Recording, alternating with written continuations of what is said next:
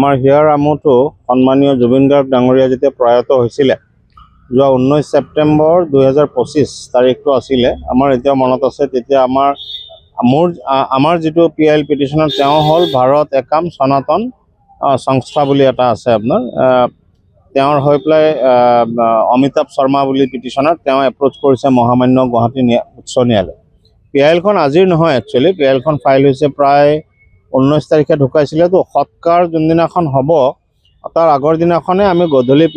PILখন file কৰিছিলোঁ আমাৰ মহামান্য ন্যায়ালয়ত, যে আমি কৈছিলোঁ যে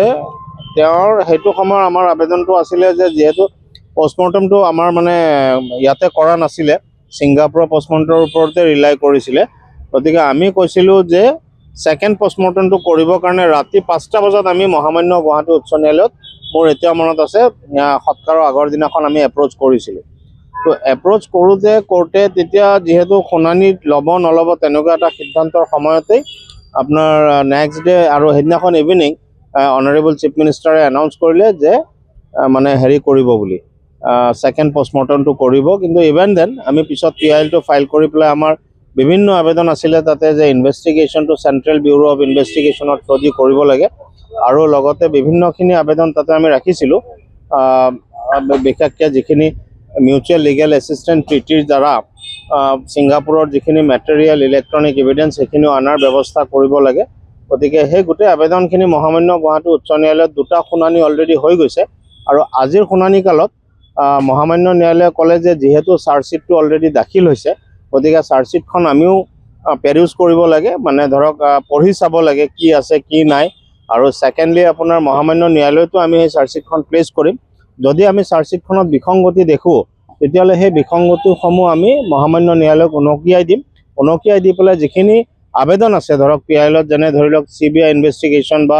আৰু যিখিনি আবেদন আমি তাতে ৰাখিছোঁ, সেই আবেদনখিনি বিবেচনা কৰিবৰ কাৰণে আমি নিশ্চয় প্ৰাৰ্থনা জনাম। গতিকে এই গোটেইখিনি কাম কৰোঁতে যিহেতু অলপ সময়ৰ প্ৰয়োজন হ'ব, সেইটো কাৰণে অহা 13 মাৰ্চ 2025 তাৰিখে পৰৱৰ্তী দিন শুনানিৰ দিন ধাৰ্য কৰিছে। আমাৰ হিয়াৰ আমঠু সন্মানীয় জুবিন গাৰ্গ ডাঙৰীয়া যেতিয়া প্ৰয়াত হৈছিলে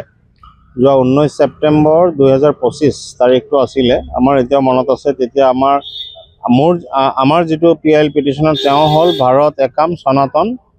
সংস্থা বুলি এটা আছে আপোনাৰ, তেওঁৰ হৈ পেলাই অমিতাভ শৰ্মা বুলি পিটিশ্যনত তেওঁ এপ্ৰ'চ কৰিছে মহামান্য গুৱাহাটী উচ্চ ন্যায়ালয়। PILখন আজিৰ নহয়, একচুৱেলি PILখন ফাইল হৈছে প্ৰায় 19 তাৰিখে ঢুকাইছিলে। তো সৎকাৰ যোনদিনাখন হ'ব তাৰ আগৰ দিনাখনে আমি গধূলি PILখন ফাইল কৰিছিলোঁ আমাৰ মহামান্য ন্যায়ালয়ত, যে আমি কৈছিলোঁ যে তেওঁৰ সেইটো সময়ৰ আমাৰ আবেদনটো আছিলে যে যিহেতু পষ্টমৰ্টমটো আমাৰ মানে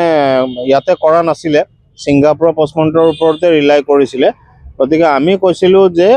ছেকেণ্ড পষ্টমৰ্টমটো কৰিবৰ কাৰণে ৰাতি 5টা বজাত আমি মহামান্য গুৱাহাটী উচ্চ ন্যায়ালয়ত, মোৰ এতিয়া মনত আছে, সৎকাৰৰ আগৰ দিনাখন আমি এপ্ৰ'চ কৰিছিলোঁ। তো এপ্ৰ'চ কৰোঁতে কোৰ্টে তেতিয়া যিহেতু শুনানি ল'ব নল'ব তেনেকুৱা এটা সিদ্ধান্তৰ সময়তেই আপোনাৰ নেক্সট ডে আৰু সেইদিনাখন ইভিনিং অনাৰেবল চিফ মিনিষ্টাৰে এনাউন্স কৰিলে যে মানে হেৰি কৰিব বুলি, ছেকেণ্ড পষ্টমৰ্টমটো কৰিব। কিন্তু ইভেন দেন আমি পিছত PILটো ফাইল কৰি পেলাই আমাৰ বিভিন্ন আবেদন আছিলে তাতে যে ইনভেষ্টিগেশ্যনটো চেণ্ট্ৰেল ব্যুৰ' অফ ইনভেষ্টিগেশ্যনৰ থ্ৰুদি কৰিব লাগে,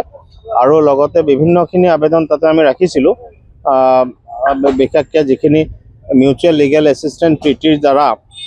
ছিংগাপুৰৰ যিখিনি মেটেৰিয়েল ইলেক্ট্ৰনিক এভিডেন্স সেইখিনিও অনাৰ ব্যৱস্থা কৰিব লাগে। গতিকে সেই গোটেই আবেদনখিনি মহামান্য গুৱাহাটী উচ্চ ন্যায়ালয়ত 2টা শুনানি অলৰেডি হৈ গৈছে, আৰু আজিৰ শুনানি কালত